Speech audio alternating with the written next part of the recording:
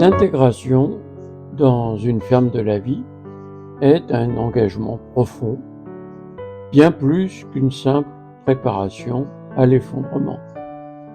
Vous devenez membre d'une grande famille où chaque individu est responsable non seulement de soi, mais aussi de la communauté entière. 3 grands chantiers vous attendent. Travailler sur soi, bâtir un esprit de communauté et se préparer matériellement. En suivant un processus structuré, étape par étape, les fermes de la vie offrent un avenir riche de sens, où chaque action contribue à un futur partagé, loin de la peur et de l'isolement. Vous parlez des fermes de la vie comme d'un avenir plein d'espoir. Mais pourquoi les gens devraient s'y investir? Qu'est-ce que ça change, finalement? Parce que ça change tout. Ici, vous ne subissez plus. Vous agissez. Vous avez décidé de sauter le pas, et maintenant vous avez la chance de construire un futur digne, un futur agréable. C'est une grande famille, cette ferme. Pas de chef, pas de bureaucrate pour vous dire quoi faire. Vous êtes responsable. Vous, votre famille et chaque membre de cette communauté. Vous êtes responsable de bâtir, pierre après pierre, la nouvelle civilisation. D'accord, mais ce n'est pas un peu idéaliste? Comment éviter que la morosité prenne le dessus quand tout devient difficile? Jean, la morosité est contagieuse, tout comme la joie. Vous aurez des moments sombres, c'est certain. Mais vous devez vous battre, vous forcer à redevenir joyeux. C'est cette attitude qui nous maintient en vie et qui fait toute la différence. Vous voyez, aux fermes, il ne s'agit pas seulement de survivre. Il s'agit de vivre. Et pour ça, il faut être prêt à se transformer. Transformer? Ça semble exigeant. Ariane, pouvez-vous expliquer ce que cela implique pour ceux qui veulent s'intégrer à la ferme? Bien sûr. 3 grands chantiers vous attendent. D'abord, l'être, il faut vous transformer intérieurement. Oubliez la plupart des choses qu'on vous a enseignées et apprendre à tout construire par vous-même, des relations avec les autres, avec vous-même, adaptées à ce nouveau monde.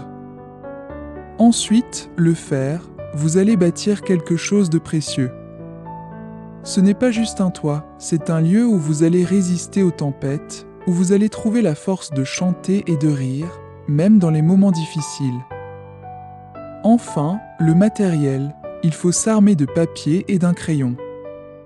Tout écrire. Ce qui sera utile, comment le trouver, comment le conserver. Fini la dépendance à l'immédiateté et aux solutions toutes faites. Tout cela a l'air d'un énorme engagement. Et tout le monde est prêt à cela? C'est exactement ce qui nous différencie des autres projets. Ici, vous êtes intégrés en famille.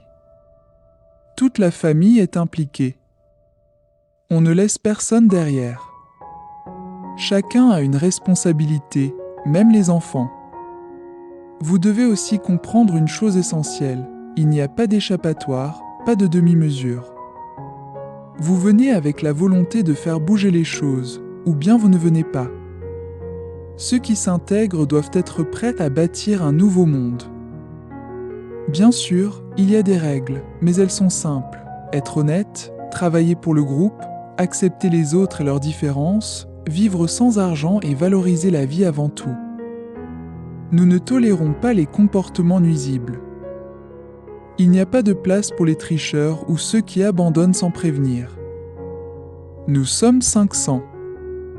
C'est petit, et cela veut dire que le mensonge ne passe pas inaperçu. Et si quelqu'un décide que ce n'est finalement pas pour lui? Il faut savoir avant de s'engager, Jean.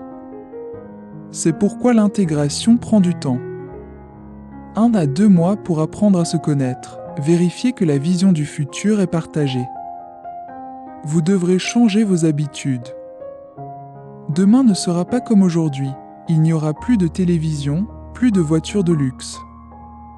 Juste du travail, du lien et une reconstruction qui vous concerne directement. Cela ressemble à une renaissance.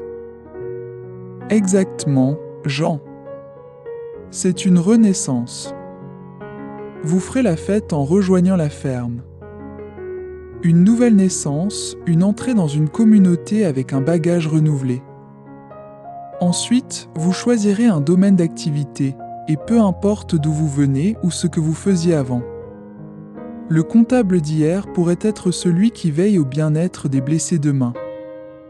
C'est votre responsabilité de faire ce qu'il faut, d'aller chercher les moyens de réussir, de fabriquer les outils si nécessaire. Et après, une fois intégré, c'est quoi la suite? La suite, c'est simple. Vivre et bâtir une nouvelle civilisation.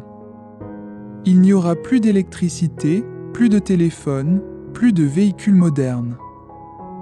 Vous devrez être autonome et capable de répondre aux besoins de la communauté, qu'il s'agisse de nourriture, de soins ou de sécurité.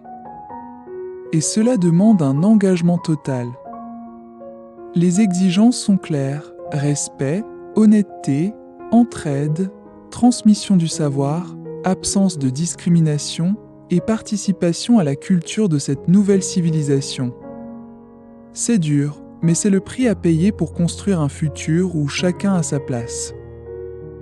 Donc, Ariane, les fermes de la vie, c'est beaucoup plus que de simplement survivre.